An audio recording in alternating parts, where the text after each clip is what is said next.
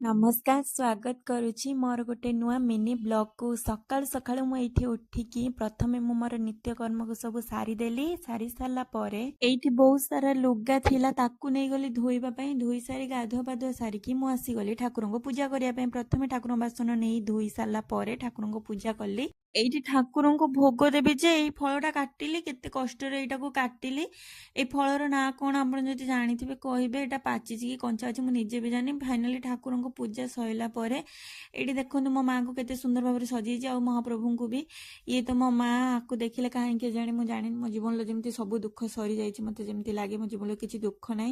से भोगटा आसी टिके खाइली जे एते खटा लागला मते लागला जेमति भगवान केमति खाइथिबे के जानि तापर टिके आसी मैगी खाइली मैगी खाइ साला परे दी पर खाइबा पे प्रस्तुत आरंभ कली एठी मु सब परिबा को काटी देइकी टिके खिचुड़ी बनउतली जेहेतु स्वामी आज बाहर खाइबे मु आज घरे एकुटिया कोन खाइबे भाबे कि खिचुड़ी सालेड पांपड़ बने देली आउ जाई कि खाइ भी देली खाइबा बहुत भल लागुतला खाइ साला परे मु टिके सोइबा पई गली बहुत निद लागुतला वीडियोटी भल लागितले लाइक कमेंट शेयर करबे रहउची जय जगन्नाथ।